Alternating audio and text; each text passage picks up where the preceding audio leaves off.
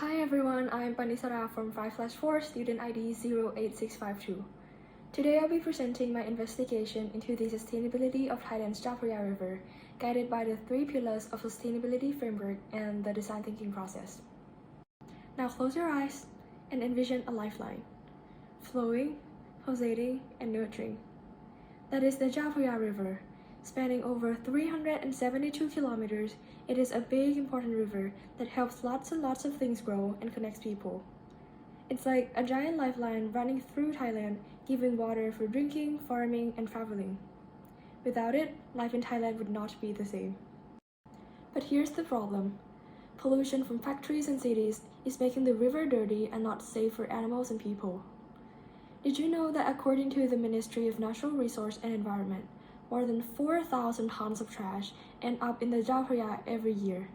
That is like dumping the weight of 1,000 elephants into the river. This pollution hurts fishes, plants, and the people who depend on the river for food and water. So here are my 3 research questions, but you might be wondering what leads me to each of the questions, right? First of all, I want to make sure that as Thailand grows, we don't hurt the river.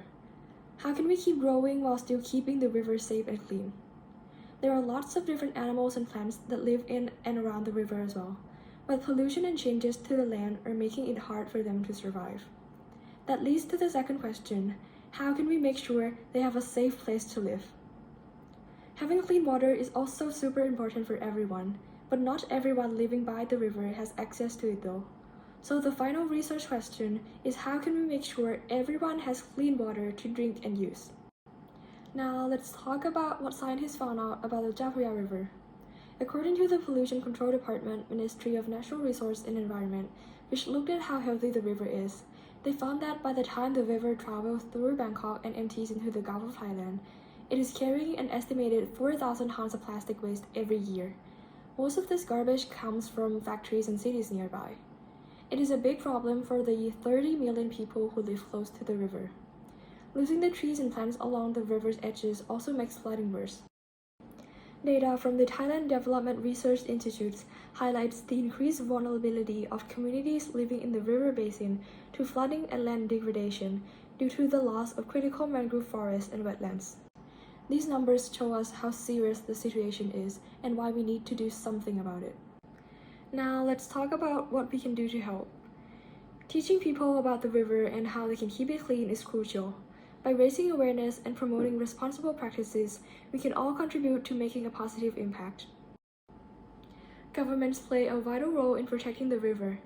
They can implement and enforce strict environmental regulations to prevent pollution. These policies should include measures to monitor and regulate industrial discharge, waste management, and land use practices to ensure the river's health and integrity.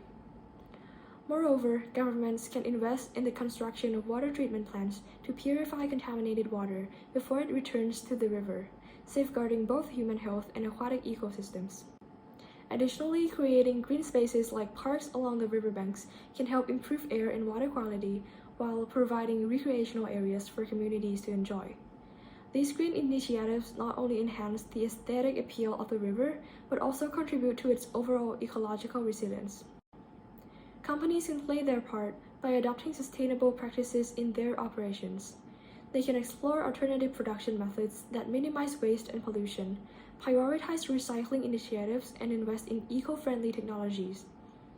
By aligning business objectives with environmental stewardship, companies can mitigate their ecological footprint and contribute to the preservation of the river's health. By the way, just to remind you that we're now on stage 4 of the design thinking process, and here's my prototype of a cost-effective industrial wastewater remediation innovation using geobacter, which could serve as a viable solution and a sustainable bioremediation method. Before the construction of the water treatment, geobacter must be cultured on a specific agar, such as GBM, GSM, and modified NBAF agar. The population of geobacter must reach an adequate amount based on the number and size of filters required, which can be calculated as shown in Figure 2.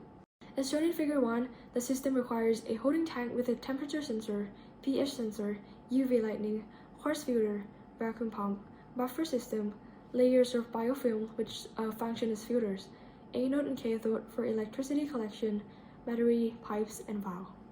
As Geobacter is an anaerobic bacteria, water treatment facility requires proper maintenance, thus the facility must be managed using the informed staff. Still, the BSL level of Geobacter is 1, indicating that the bacteria does not require extreme precaution. Moreover, the population of Geobacter must be controlled, which can be done by flushing high-temperature water, adjusting pH to extreme levels, and physical removal. In the end, taking care of the Japaya River is something we can all do together, by understanding how important it is, facing the problems it has, and finding ways to fix them. We can make sure the river stays clean and healthy for a long time. I guess that is all I have. Here are the selected references, and I hope you enjoyed my presentation. But as we still have some time left, I'd like to share why I think I'd be a good fit for this upcoming conference.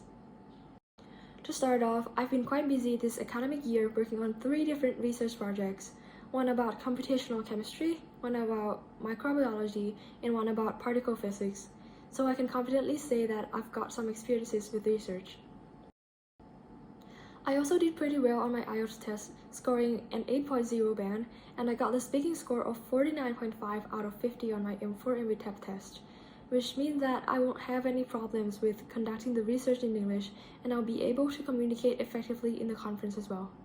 Last thing I'm really proud of is that in the past few years I've worked with lots of different people, both in Thailand and in other countries. I've learned how to work well with others and get stuff done together. So if I have the opportunity to attend the conference, I'm eager to contribute what I've learned and get insights from others. I believe that by working together, we can make meaningful contributions to the betterment of our environment and the world around us. Thank you.